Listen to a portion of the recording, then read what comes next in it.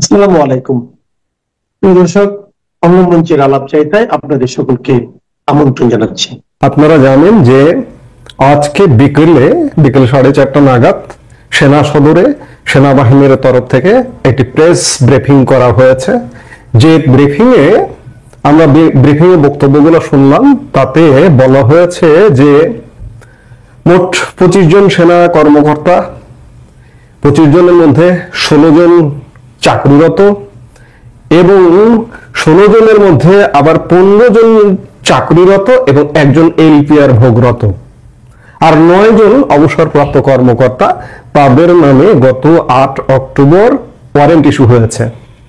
সেনা সদর এই কথাটিও বলেছে যে তারা ওয়ারেন্ট ইস্যুর কাগজ এখনো পায়নি হাতে, কিন্তু কাগজ না পেয়ে তারা সোশ্যাল মিডিয়া থেকে তথ্য দেখে কারা কারা এই অভিযোগে অভিযুক্ত তাদেরকে ইতিমধ্যে নির্দেশ জারি করেছে।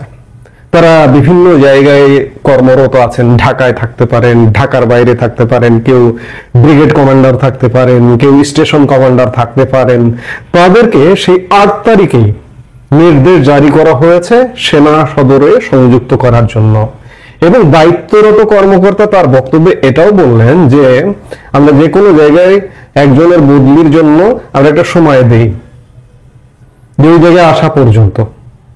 আমরা বক্তব্যে এতটা শুনলাম, অর্থাৎ সেনা সদর বলতে চাইছে যে আমরা কোনো কাগজপত্র পাইনি, কিন্তু কাগজপত্র না পেয়েও আমরা ইতিমধ্যে ব্যবস্থা নিয়ে আমরা সেনা সদরে সংযুক্ত করেছি এবং তারা বলছেন যে তাদের হেফাজতে আছেন।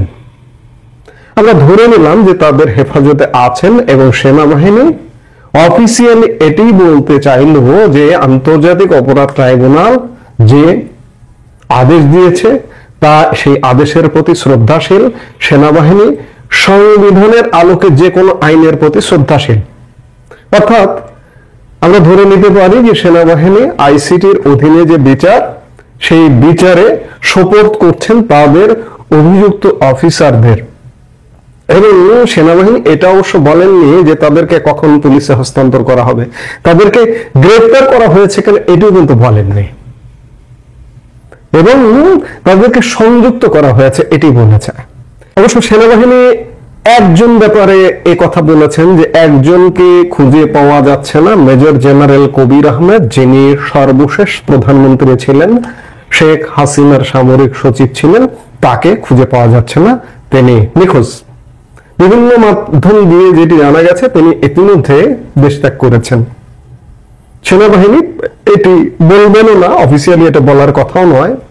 ভারতীয় একটা গণমাধ্যম বলছে সেনাবাহিনী যদিও বলেননি যে অ্যারেস্ট করা হয়েছে, সংযুক্ত করা হয়েছে বা তাদের হেফাজতে এটি বলা হয়েছে যে এই যে কর্মকর্তাদেরকে অভিযোগ তাদের বিরুদ্ধে, কিন্তু নর্থ ইস্ট নিউজ বলছেন যে 8 অক্টোবর আন্তর্জাতিক অপরাধ ট্রাইব্যুনালের আদেশের উপর দ্রুত পদক্ষেপ নিয়ে বাংলাদেশ সেনাবাহিনী আজ সন্ধ্যায় 14 জন অফিসারকে গ্রেফতার করে এবং গ্রেফতার করে তাদের হেফাজতে রেখেছে সেনাবাহিনী, যেখান থেকে তাদের পুলিশের হাতে তুলে দেওয়া যেতে পারে নর্থ ইস্ট নিউজ নির্ভরযোগ্যভাবে জানতে পেরেছে।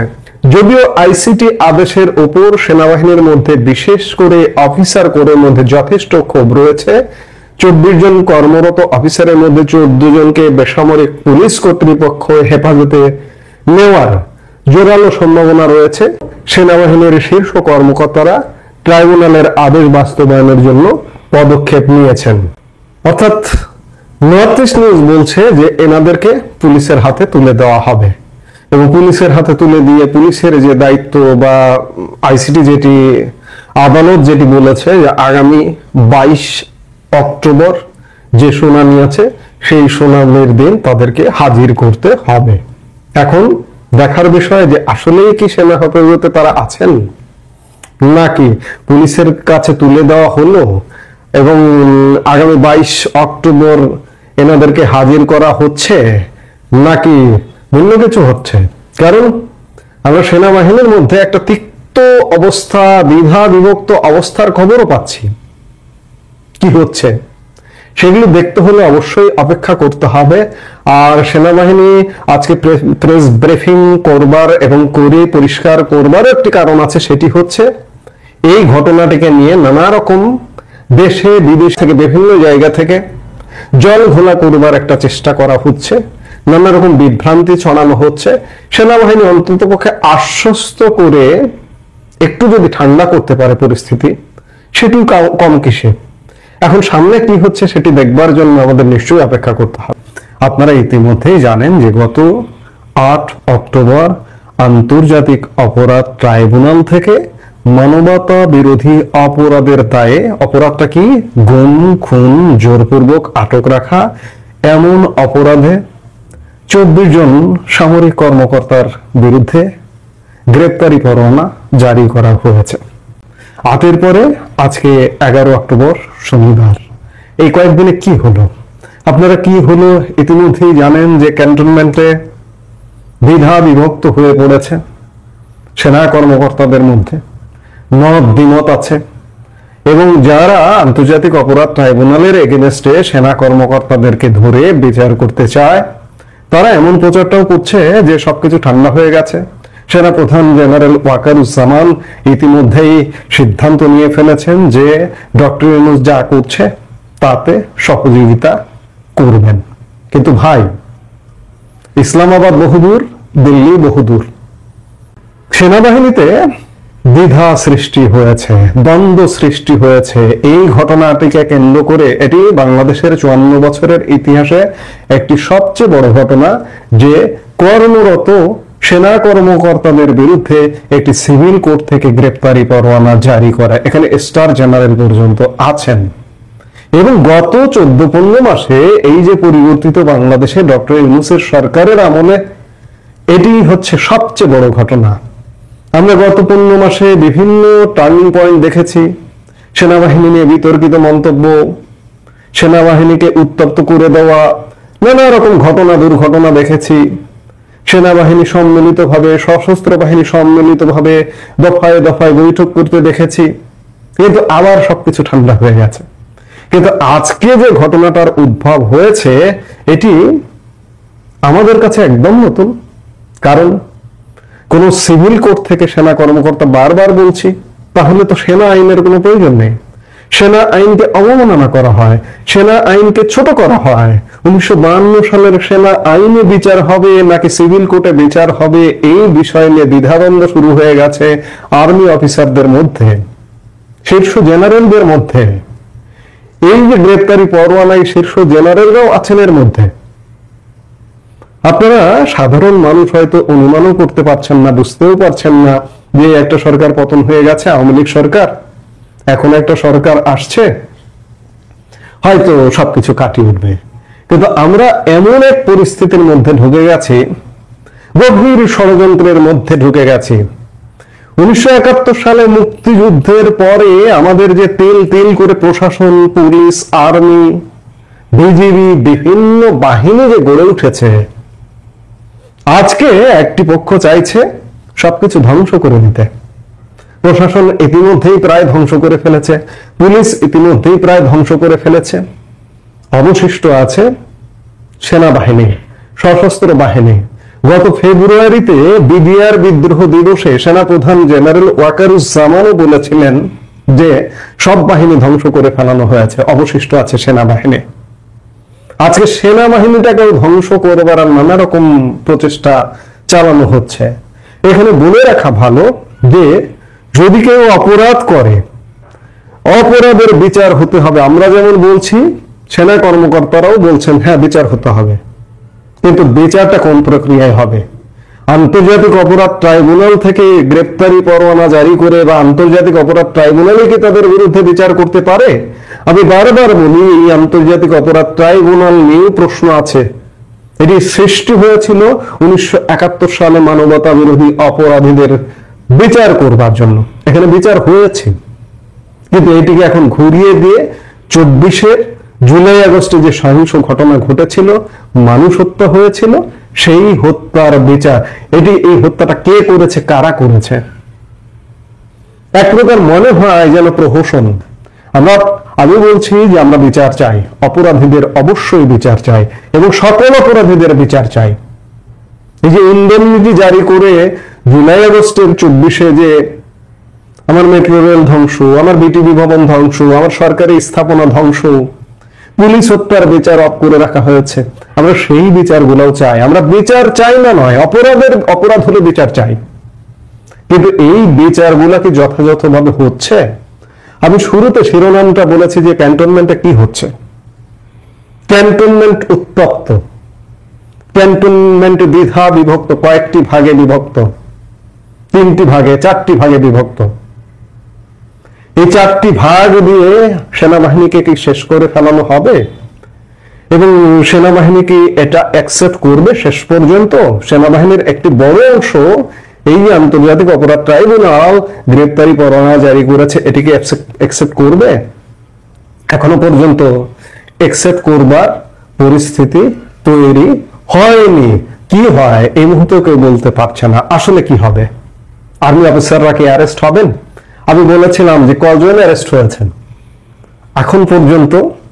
8 তারিখের পরে আজকে 11 তারিখে আমরা কথা বলছি, এখন পর্যন্ত একজন আর্মি অফিসারও অ্যারেস্ট হননি।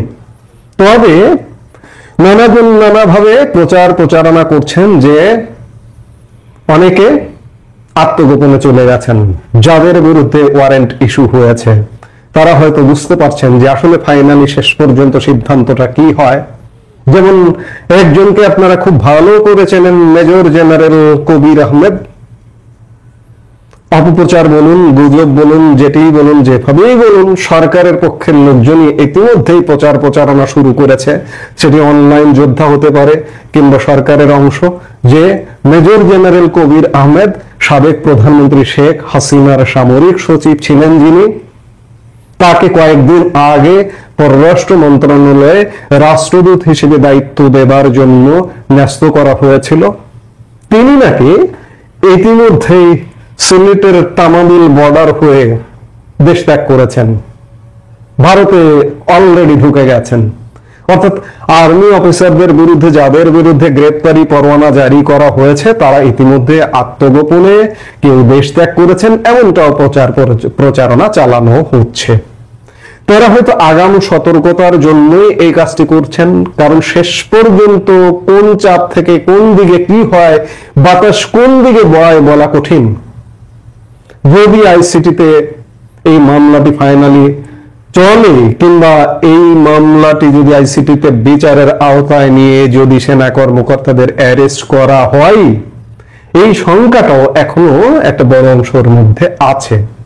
তবে যারা প্রচার করছেন যে সব ঠিক হয়ে গেছে, সেনাপ্রধান ইউনূস সরকার যা করছে, আন্তর্জাতিক অপরাধ ট্রাইব্যুনাল যা করছে, সব ঠিক আছে, আমরা মেনে নিচ্ছি, বিষয়টা কিন্তু এত সহজ নয়।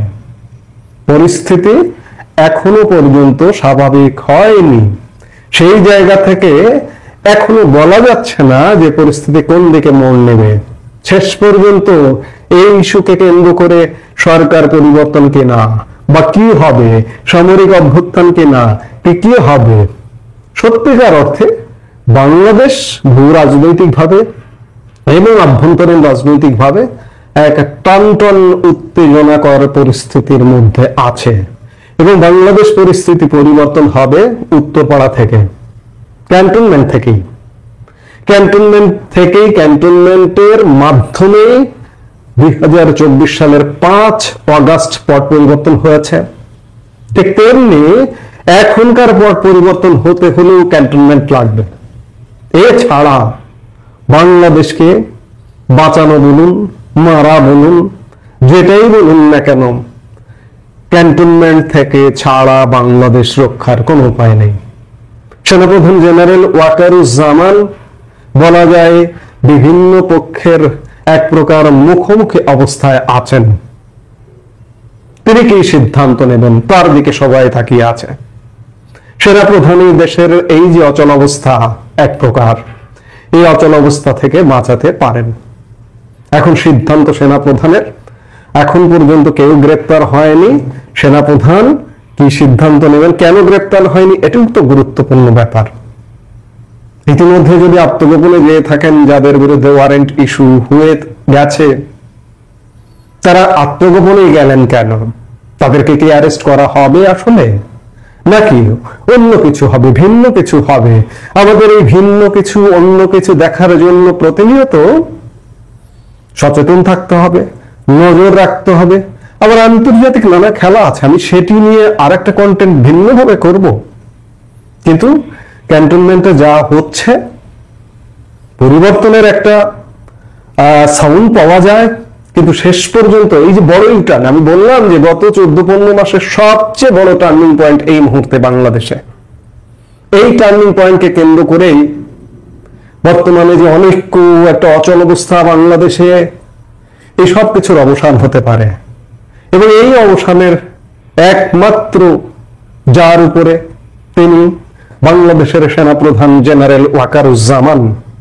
আমরা প্রত্যাশা করব যে জেনারেল ওয়াকারুজ্জামান যে পক্ষেরই হন না কেন, তাকে নিয়ে নানান গুজব, নানান প্রপাগান্ডা আছে, তাকে তুলে ধরা করে সব পক্ষ।